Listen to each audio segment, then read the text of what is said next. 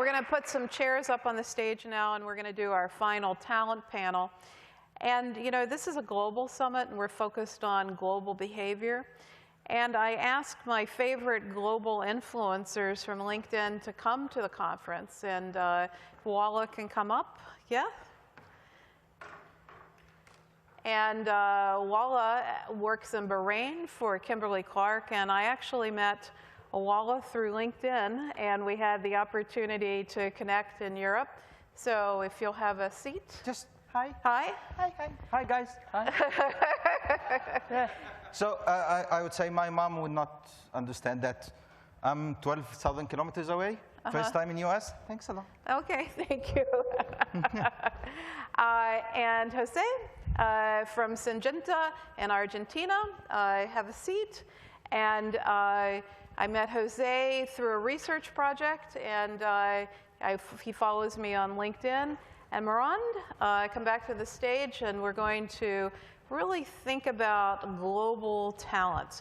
Now, one of the things I think we don't think hard enough about is the global supply chain. So let's just have each of you talk a little bit about yourself. How long have you been in supply chain, and what does it mean in your organization? So I think we've got a few slides here for you. So Syngenta, you want to talk a little bit about it? Yep. Thanks, Nora. Thank you. For the invitation. Yeah. Syngenta is a leading agribusiness company. We have two very different big business from the supply chain perspective. One is related to seeds. So we produce seeds on around 32,000 farms around the world. And we also have a big chemical business. We produce that on 7 AI plants. Then we have 23 formulation factories around the world. The revenue is there, 13 billions, was in 2015, 28,000 employees in 90 countries. Maybe the products are all around the world. If you have a plant growing anywhere, our products will be there. And that is our purpose, bringing plant potential to life. So we work for that. We are very proud in the company to relate it to our ambition. We have a sustainability program with 3 big pillars that describes perfectly how agriculture would look like in 2020. So I don't know how the supply chain would look like, but we'll give you a couple of figures related to those commitments. First, we will increase 20% the productivity of growers. So the idea is to grow more food with less. There's a big issue with water in the world, and we're working hard on that. 20% is a lot. We're working on biodiversity. So we commit to impact 15 million hectares to make them more biodiverse around the world. And the third one is the one that makes me really proud. It is related to poverty. So we commit to increase 50% the productivity of 20 million of small holders, some small growers around the world. So I'm proud to work in this company. Awesome. And your focus is in LATAM, right? So it's not just Argentina, but can you talk a little bit about the scope? Sorry for that. My role, I'm head of the Global Supply Center of Expertise in Latin America, so covering from Mexico to the south, all those countries. I'm part of a global team, so we work on projects globally. My responsibilities in LATAM. There are 14 people in my team, most of them there, so hello. Maybe my girlfriend also, so hello for her. Yes. All right, well, let's shift gears. Walla, tell us a little bit about yourself. So, I mean, that's a handsome picture there, you know? And tell us a little bit about yourself. Okay, so I put here some slides of, like, I'm 37 years, so I'm just some older than the word supply chain management. Okay, I'm proud of this. Okay, I'm working right now as the supply chain director for Kimberly-Clark for the what we call GCC, or the Gulf area. So from a desert to the desert of Arizona. back again. Okay, I was working before that as the senior supply chain manager for P&G. I worked there for another 11 years. So between both two companies, I'm extremely proud of. Maybe the next slide, please. Yep. You want to go back? No, no. Yep. Okay. Yeah, okay. I've been 17 years working in the different fields. I started as a chemist, so we have the same chemical background. I have a published book about supply chain in Middle East, and this is what actually I'm trying to present here, more of the Middle East perspective. So if we go to the next slide, you will see that my region that I'm responsible on is a huge one. Okay, if you just look into Middle East, so I'm responsible for Africa as well, but if you look only to Middle East, you will find that Middle East have desert, distance, war zones, and difficulties in logistics. If you look only to the Saudi Arabia, which is just one click away, yep, Saudi Arabia by itself is equal Europe when it comes to space. Okay, so it is not just that simple to say, guys, let's move a truck from Bahrain to Saudi, or from Saudi this side to that side. Okay, so looking to this, it is not only difficult from a logistics standpoint, but also to transfer the knowledge of the modern world or the developed countries to a growing or developing countries, as we always speak. All the companies that you know is talking about Middle East, Africa is the region to grow, is the region to make more money. But how to do it is not by just deploying the same formula that worked in US or in Europe. It needs to be like tailored supply chain. So that's all. So Mehran, when you think about China, right, and you think about your teams in China, you know, what have you learned about supply chain talent? Well, I mean, my learning after spending 10 years almost in China was that definitely need to build the passion and I would say provide challenge to people. People in that part of the world, I would say in Asia, but I feel the same in India and Southeast Asia. I would say they are absolutely demanding on getting exposed to new things and given, I would say, new missions. So, and a lot of questions that were raised just before on how do we keep the talents, how do we grow them. It's really the ability to give perspective, to give, I would say, new knowledge, and making sure we are feeding the teams. So I want to ask you a series of questions. Our research shows that our biggest talent gap is in mid-management. Senior managers, directors, gray hairs like myself are retiring. We're able to really get at kids or young students coming out into our workforce. But the ability to get this mid-management talent and the ability to get specialized skill sets, like we talked about the supervisor of the robots, or the people that run the yeast plants, is our biggest issue. Mehran, would you agree with this? I think as you would speak about middle management, they are a bit, I would say, squeezed between, I would say, top leaders and also newcomers, where, as we were saying, newcomers are expecting very fast growth, a lot of change in their career, touching different jobs after doing quality, going to industrialization, etc. So how did we focus on, I would say, the middle management was really on giving exposure, leveraging the size of such of our company in exposing those people, exchanging resources with North America, sending people to Europe, having programs where the people would have, kind of groups training.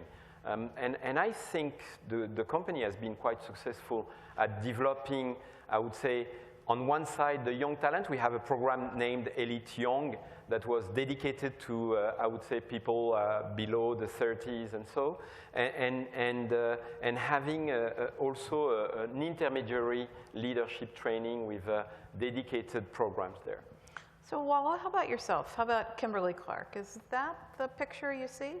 So I would say, talking about, again, the Middle East, where my center of expertise is there, it is exactly the same.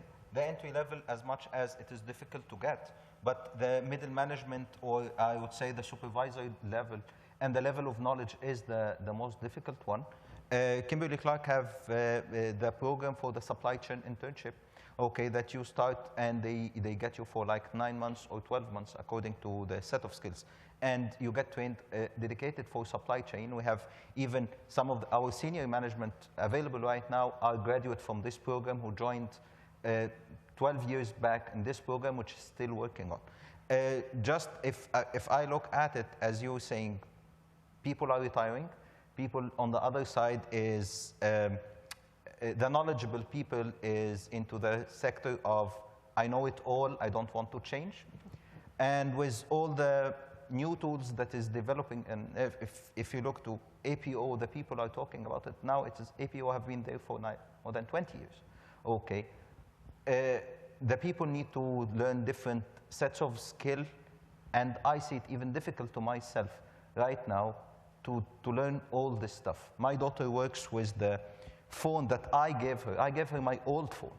Okay, she showed me shortcuts that was installed basically from the manufacturer on it that I never know that it exists.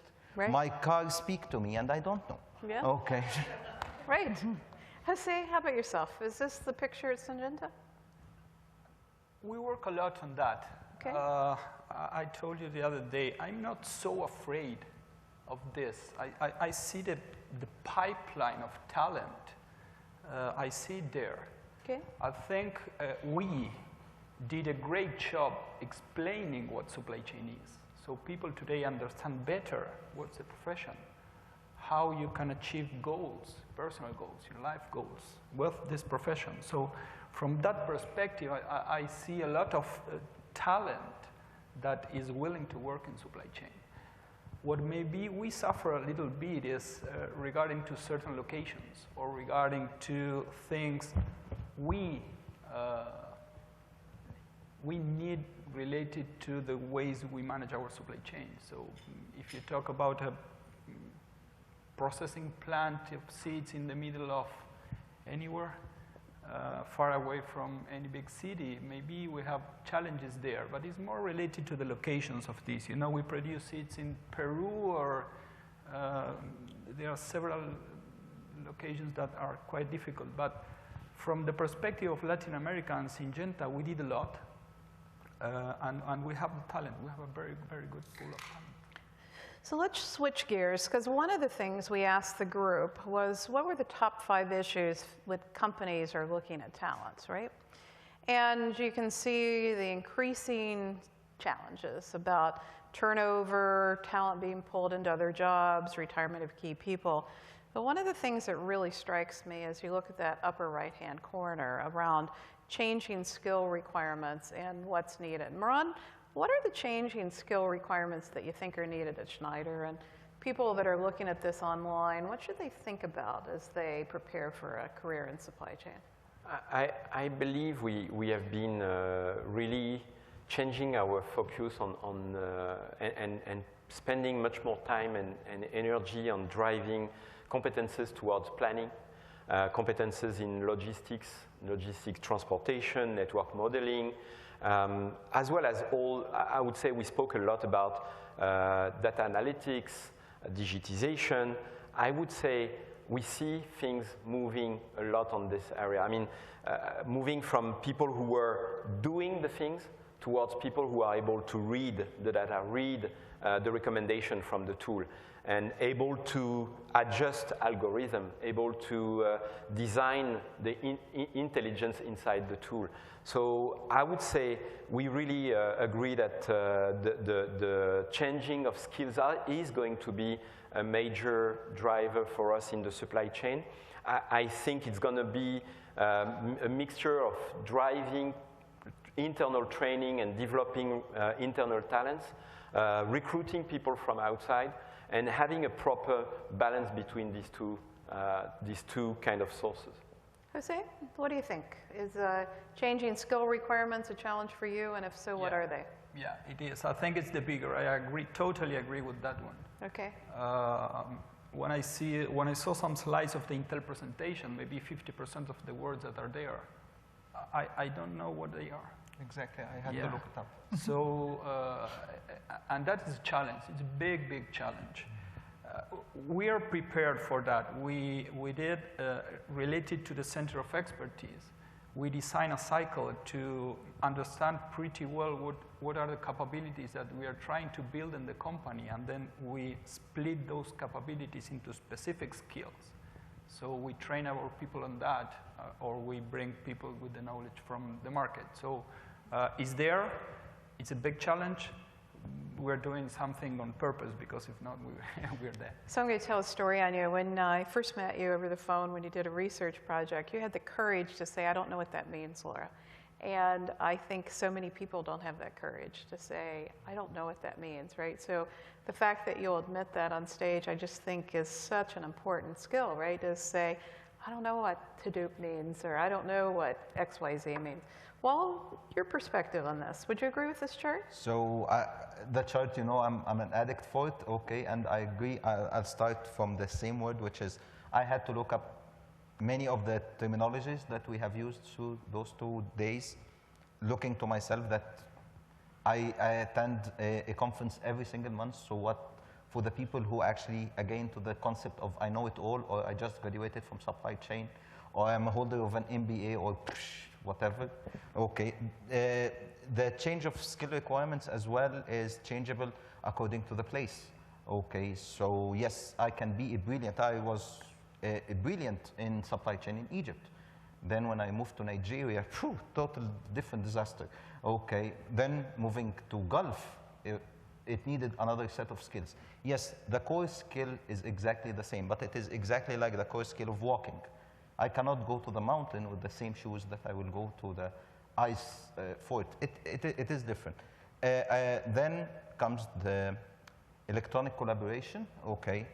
I need to speak to my regional management or my regional counterpart in US. I'm talking about still SAP downloading a report, and he's talking about SharePoint, clouds, and so there is still different skill levels requirement as well. So, Wal, how do we close the gap? I mean, you know, I've been to Egypt with you and talked to the folks that are in the Egyptian universities, and do we get it from universities? Do we get it from, you know, consortia like APEX or CSCMP, or do we get it from conferences? Do we get it from, you know, sharing of information? How do we help the global supply chain to close the gap? So again, quoting you, okay, which is first, I believe that the existing community of supply chain professionals right now first have done 50% of the job. 10 years back, I had to explain what the hell is supply chain, and I needed to explain to the people that I'm working in a factory and my job is, and then the guys start saying, yeah, procurement, logistics, or whatever. To help the people for the next 50% is, as I told you in the interview, which was, if I have a magic wand right now, I would make a program for every supply chain professional in the modern world to take only one person for 1 year as a mentee, okay? And those will be the beacon to the rest of the community. Remember our first interaction that I was the one sharing your quotes, okay, in Egypt, that it ended up that I have 1,000 followers who's quoting you. And this is how you create the rise of the tide, okay? You need to create somehow a movement. For sure, big entities like Apex Supply Chain Management Professionals can help in, but they will help with the end level of talent. To get into the basics of the talent, this will be the first start for us as professionals to help in. Well, and I got to say, you were so powerful, right? You know, like overnight, I had 7,000 followers in Egypt. You're quite a popular guy, and 6,000 followers in Saudi Arabia. And that's 1,000 followers now are coming in Bahrain. They are actually looking. Yeah. Yeah, they are still awake, 12,000 kilometers away. So, Jose, how do we help you close this gap? It's a good question. I was taking a look at the, it's not there, but it's the inadequate college skills. I think it's, the gap personally, I think it's bigger. most of us, we learned supply chain through years and years working on supply chain. So, and reading and articles and so on, but I never see a university on supply chain. There are a lot of PhDs, there are a lot of trainings, postgraduates and so on, but I think at that level, there's still a big gap. So maybe what you're doing with Corpio is part of what we need. So it's standardizing the way we understand the terminology, that we understand the concepts, that we understand the value that we can create at that very, very early level of education. The others, I think, they are pretty covered. We all found very good trainings around the world to leverage more advanced capabilities to learn. Yeah, that's one of the reasons why I wanted to partner with Corpio, because I really believe all of our research should be set free to help people all around the world. Ron, when you think about China, right, when I talk to the folks at Peking University, or, you know, they've come out of manufacturing, but it seems to me when I talk to them, they don't really understand the concepts of source, make, and deliver together, and that kind of growing in the Chinese economy. How do you feel about this when you think about China? Well, I mean, not only to speak about China. I mean, I spent 10 years there, and I really believe that things are moving, as I was saying, extremely fast. People are extremely open on getting to understand. We were saying yesterday that the first country around the world to invest in robotics and automation is going to be there for the next 5 or 10 years. And people, as we were saying, they are very eager in learning. In Schneider, we have an e-learning program, which is ongoing, and definitely some of the regions like China are extremely active on that one. But more globally, even beyond, in Europe, in North America, we also, I would say, have a continuous process of developing the people. I would say in every kind of seminar like this, and really appreciate the invitation and the time that you have been giving to us. We have representative, and we had 3 of our colleagues here, 4 of our colleagues in the room in the last 2 days. The idea is really to keep the open eyes on what's going on, and I was really, really impressed by the number of, I would say, similarity on the challenges that we're facing, challenges on technology, challenges on people, how to lead transformation, and you know, kind of going back home with a lot of ideas, and certainly with a few business cards on people that we might connect later on. Well, it's our goal to build a guiding coalition. Thoughts around this chart? You know, what are the changing skill requirements that we're trying to really source, and how do we go about it? Any thoughts around this, George? You know, I really appreciate what you guys are bringing to this conversation, because one of the things that we struggle with is this paradigm of technology growing as quickly and as fast as it has been. But there's a segment of experiential learning that we've all picked up along the way. So we've kind of made those mistakes. How do we encapsulate those learnings so that as the next generation of supply chain professionals come along, they don't make the same mistakes again with the newer technology at their disposal? Who wants to go after it? I mean, I can try to give a first insight on the way we are dealing with that in Schneider. We are really leveraging, I would say, our competency centers. We have what we call the global supply chain transformation, and we have some support functions that are really the one capturing the different practices and kind of formalizing them to become, I would say, and we have this Schneider production system that kind of, as we move forward, we are embedding those changes. So we now, I would say, document, and we carry on with all the practices around the world, and this enables us to avoid, you know, kind of redoing the same failure. Jose or Walla? It's a very, very good question and a big challenge. I don't have an answer for how we use this, how we make it alive. I have a good practice, I consider a good practice we have in the company. We put on a portal our lessons learned. So we finish a project and we write down a document of what we learned. Frankly, it's not something that is completely alive. People is not taking the time to go through all those learnings. They're there. So I think the challenge is there. Many how to use the knowledge is still a big challenge. Not only how we fail, it's how. You know, well, one of the things that I've watched you in Egypt, right? You've got this group that, you know, you really have an informal network, right? You meet and you talk about supply chain, and you're kind of like a machine that you harvest, you know, everything that's in the social world and share it, right? Any thoughts here? Yeah, and this where I would put my point here, which is, despite the corporates, we have right now the beauty of the blogs, tweets, okay? You can always share your tips and tricks on the social media. There are very hungry people for information, okay, that they are not interested to read 200 lines. They are interested to read, because generation is different, okay? Me holding a book of 500 pages is so difficult to other generations. If you just start putting tips and tricks, like what we are doing in the Beats, what we are doing as well on LinkedIn. Small ones, just tip and tricks. Guys, do this, don't do that. After all, our job, if you, simplify totally. We are just putting a product from this place to this place, from this shape to that shape. After all, it is simple, yet it is not easy.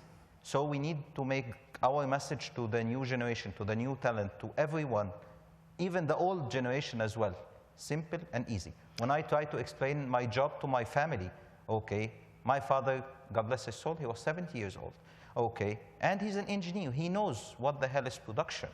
But just to tell him I'm a logistic guy, this was difficult. So I told him, you know the stuff that you produce? I ship.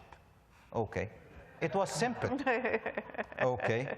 This is the simple way to get into the minds of the people. Using the blogs. I got introduced to LoRa through the blogs and the communication. Then I believe since then I'm just like a medical leash, just on her shoulder all the time. Okay. So media. May I, yes. Just another reflection. I think the self-learning capabilities of our systems and on the supply chain itself will play a role in that space. I wrote it on LinkedIn and you read it. My first job was 24 years ago to address some data in a database, related to maintenance in a chemical plant. Mm-hmm. Those stuff is still there. Today we have issues with our database. I think machine learning will play a role and will help us humans not to make stupid mistakes that I made. Don't know you. George, I think you ask a great question. I mean, you're one of the smartest people I know in supply chain planning. And, you know, Jeremiah Wang was my reverse mentor. And, you know, Jeremiah has like, I don't know, 200,000 followers on Twitter. I mean, it's huge. And I said to Jeremiah, how do I feel comfortable on Twitter? I don't feel comfortable in this, and will anybody listen to me, right? And how do I feel comfortable on LinkedIn? And he's like, just go for it, Laura. And, you know, make mistakes, right? And, you know, today I have 117,000 people that follow me on LinkedIn. I've got, you know, all these Egyptian and Saudi Arabian followers. I have no idea. They would love to hear your voice, right? If you have experience on JDA or dirty data, you know, Walla will bring it all the way through, you know, Saudi Arabia, right? They need that, right? And I think we as supply chain professionals have to help close that gap. What are your thoughts there? Yeah. So just think about it that Nigeria plus Pakistan plus Egypt equal the citizenship of United States. Okay, only 3 countries. So imagine 120 countries in Middle East and Africa, okay, that are 24/7, they are on the phone because this is the only way of communication. Okay, they are living in remote areas. This is how they communicate with their families. Now internet is everywhere thanks to the free internet and free Wi-Fi. Okay, people were talking about that. Yes, you can cut for me the food, but never cut the password of the Wi-Fi. Okay, this is the most difficult one. So imagine what you can deliver to the teams there. Laura, when she came into Egypt, it was her first time, but the amount of people I needed to push back not to attend the dinner because we cannot just afford to get everyone. Okay, but everyone was interested to see this person on a picture, that they have the book. Even my first signing for the book, I told her that my first copy for her book was a stolen PDF copy, okay, because simply we are not allowed to get those books in some areas of the world, okay, so she gave me 3 copies, thanks for it, okay. Publish your stuff on Kindle, okay. Your stuff is easy to have. Your knowledge is there, okay. I look to the presentation here, finding the talent in emerging economics. The talent is there. The people are smart. They know how to do everything, but the knowledge itself is not available. Instead of being fed by, I would say, TPS system that was published 1970-something, okay, giving them the fresh data, okay. And perspective, and I think short tweets and short blogs, and you know, because I think, Jose, you even had trouble getting the books into Argentina, right? Mm-hmm. You know, so, but it's amazing what you can do in social, right? Yeah, sure. So let's do our last slide here. You know, building supply chain talent. You know, if you had a magic wand, what would you like for people to do in this room to help you? So number 1, add me to your Twitter and LinkedIn. Yeah. This is number 1.